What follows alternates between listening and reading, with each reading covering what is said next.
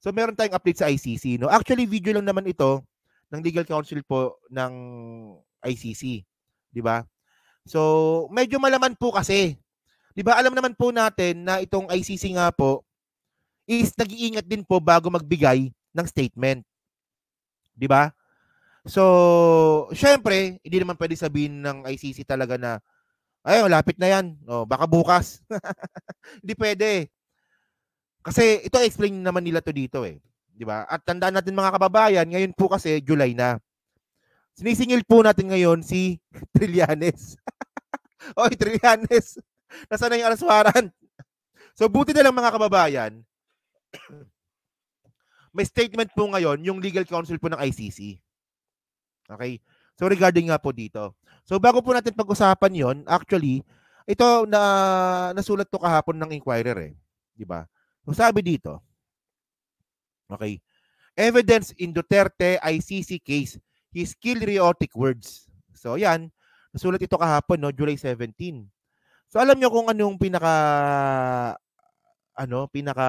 pumukaw ng pansin ko dito, itong write-up na to, no? Sabi dito, the Philippine Drug Enforcement Agency, PDEA, listed 6,252 dead in anti-drug police operation from July 1, 2016 to May 31, 2022. Okay. So, basing araw po sa PDEA, 6,000 lang daw po yung namatay. Sa drug war nga po ni Digong. At hindi po naniniwala dyan si Kainaro. Oo. Tapos, but in 2017, year-end report attributes to the Office of the President listed more than 20,000 dead in the first 17 months of alone of the Duterte. Oh. So, ganyan po kasama si Digong, 20,000 ang napatigok nga po ng drug war ni Duterte. Okay? So, ito ngayon, no? So, kung pagbabasihan po natin tong graph po na to, so pumapalo siya, no, ng 37,000, tama ba? Kasi 20,000 yung namatay nung Tokhang, tapos, okay. 20,000 pala lahat. 20,000 lahat. Sorry, nagkamali ako. 20,000 lahat. Okay. So, ngayon mga kababayan kasi, di ba? Ano nangyari? Oo. Ano na nangyari? July na. So, saan yung arrest warrant? Malamang, ito kasi, pinangungunahan ko na eh. Sigurado po kasi na pag hindi po dumating yung arrest warrant, bago makatapusan ng July, mababash po si Trillanes dito ng mga DDS. Well, ako, okay lang ako. Kasi sa akin, importante lang naman, di ba, umuusad yung kaso, tsaka may arrest warrant na darating. Okay lang ako, ewan ko lang sa inyo. Siyempre, magiging magiging issue to ng mga DDS. So ngayon mga kababayan, buti na lang mga ka-streetwise, no? So mayroon pong bagong statement ngayon dito, yung legal counsel po ng ICC. At dito po sinabi niya dito, di ba, na may arrest warrant na talaga. Pero syempre, may mga procedure ito. Ito para mas maganda, no? Putulin lang natin yung video, no? Kasi baka i-copyright tayo ng News 5 eh. Sige, ito. Sige. Any new development, it's July, right? It's July. Okay, so first, by the ICC, there is no public movement or development. Alam ko lahat naghihintay ng warrant of arrest, but again, it is confidential, and the proceedings of the issuance, service, and even announcement of the warrant of arrest is, has to be kept confidential. Lalo. Okay, so teka lang kasi naputol kasi. So sabi ni legal counsel po ng ICC, Cristina Conti, walang public update. Walang public update. Walang update po sa publiko. So ibig sabihin nun, kung walang public update, syempre naman merong update yan sa loob. Ganun lang yun eh. Sige. Okay, so first, by the ICC, there is no public movement or development. Oh, no public movement or development. Okay.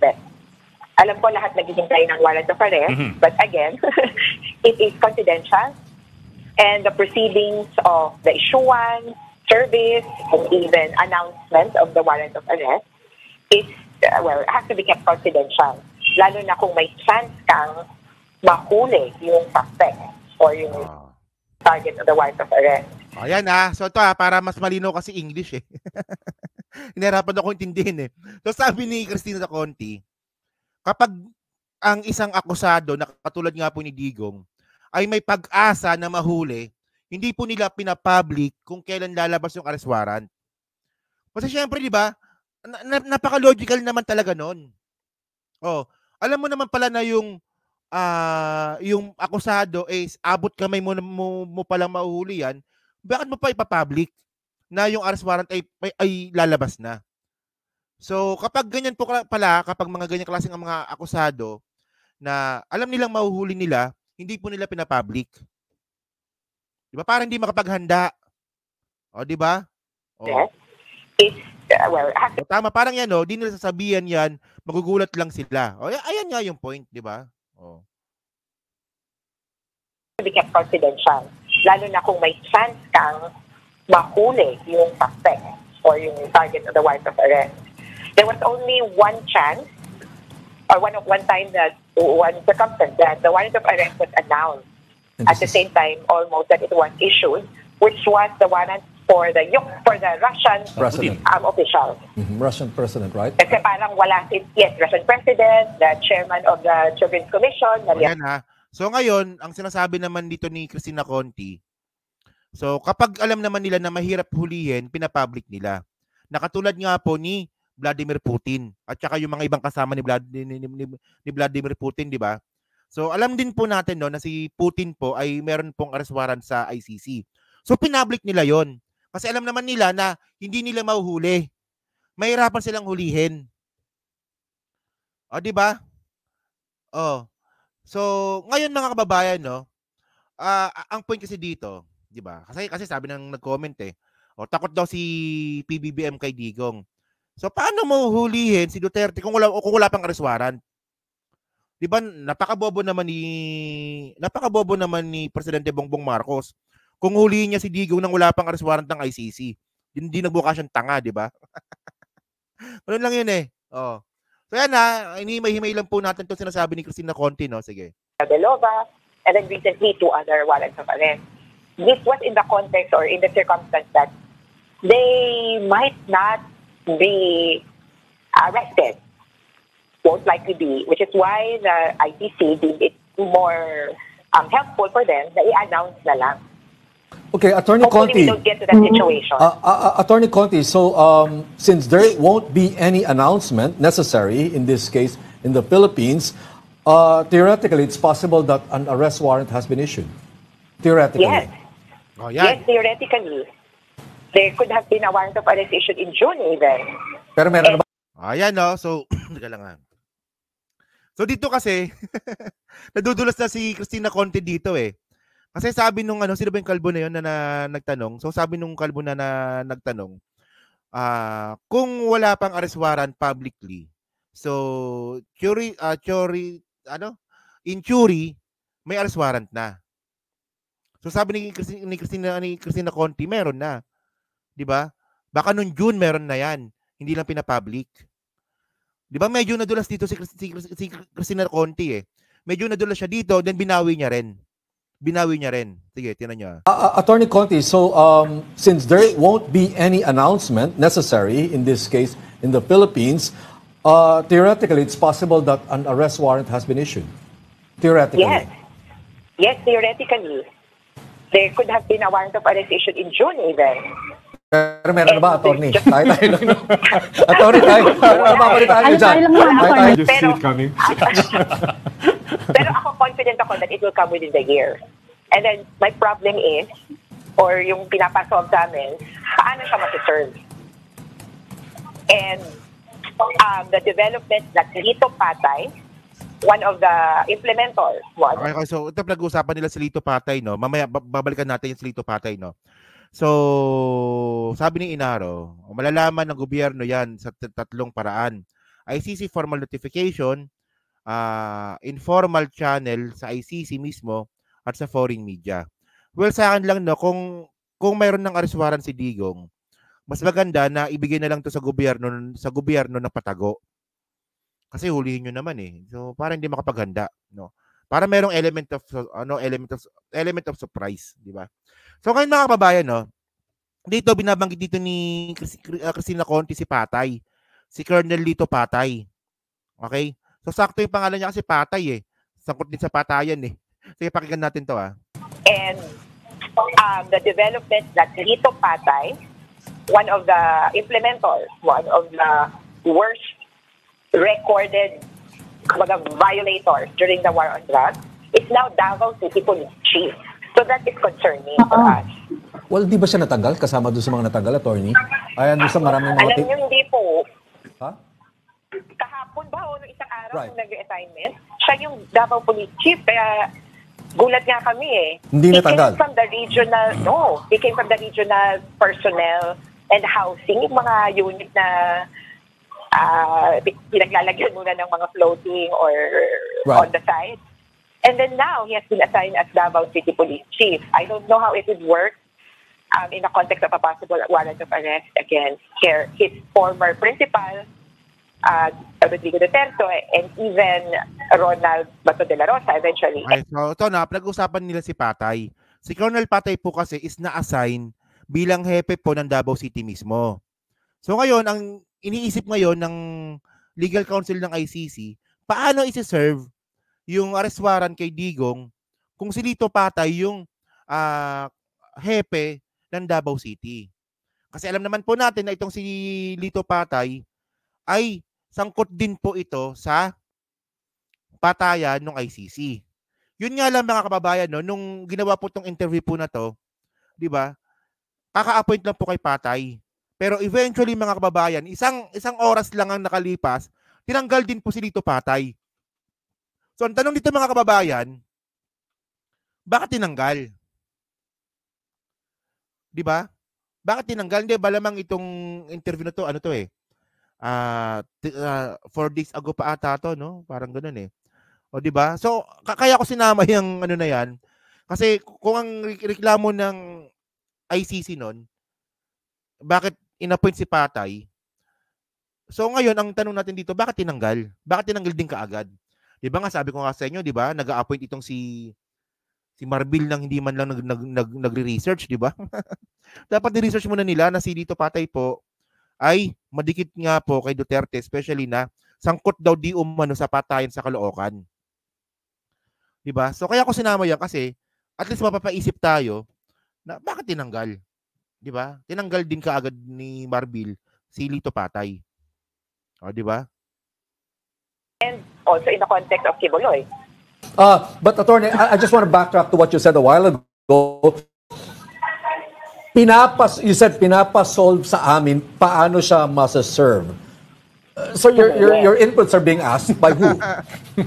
So hinuhuli siya dito ni no? Hinuhuli siya dito ng ng interviewer no? Pinapaserve nga yung warrant. O nga, di ba? Bakit nga naman poproblemahan yung i-serve yung warrant kung wala pang ang warrant? Parang napaka-illogical naman nun, di ba? You said pinapasolve sa amin, paano siya masa-serve? So your inputs are being asked by who? By the victim and by involved persons. Kumbaga, we're always being asked, how? What are your suggestions? Of course, I'm not required to supply a solution because I'm not... O, di ba? O, huli si Conti. O, di ba? Sabi ko sa inyo, sumabit-sabit siya dito eh. Part of government. So, medyo relaxed ako doon. So, perhaps the best person to talk about a possible implementation would be those in government. But I guess what they're trying to get from you, at least are suggestions, even if it doesn't fall on your office to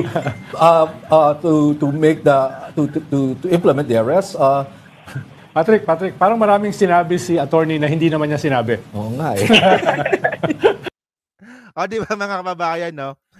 So ngayon kasi may nakita ko ng comment na hindi naman daw nire-recognize ni PBBM yung jurisdiction ng ICC. Oh, totoo naman yun. Oh, totoo naman.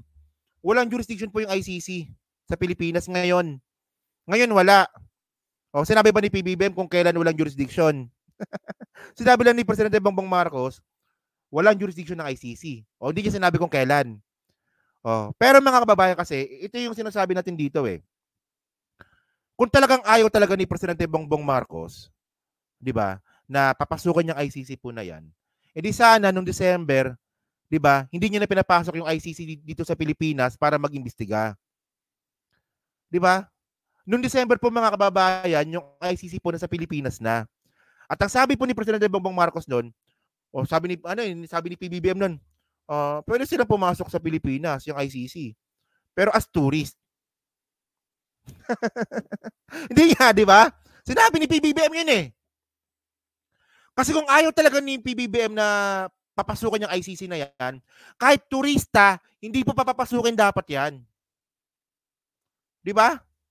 Eh, parang ang labo naman noon. Pinapasok mo yung ICC para maging tourist. Anong gagawin ng ICC dito? Pupuntang Boracay. O, pupunta sa Bohol. 'Di ba? May magandang swimming pool doon, 'di ba? Sa may Chocolate Hills. Oh. Sabi niya 'yun eh. So, ayan yung ayan ang point natin dito. Kung talagang ayaw po ni Presidente Bongbong Marcos sa ICC, dapat in the first place, hindi niya na po pinapasok yan. Kaya nga sinasabi natin dito mga kababayan, hindi naman kasi bara-bara ito. Ano bang akala nyo dito? Parang suntukan lang sa kalsada tong ICC. Kaya kasi ang hirap eh. Kapag yung kaya lang po ng arukin ng utak natin is yung kung ano lang yung buhay na meron tayo. Kunwari, kung yung buhay nyo lang ay parang tambay sa kalsada, so syempre, iba po yung ICC. Iba po yung sistema ng ICC. Pinag-aaralan po yan at may maayos po na sistema yan. O, di ba? Hindi naman kasi pwede na sabihin ni PBBM na, hindi, huli na yun si Digong. Pag may arrest warrant, huliin na yan. Hindi pa sinabi ni PBBM yan.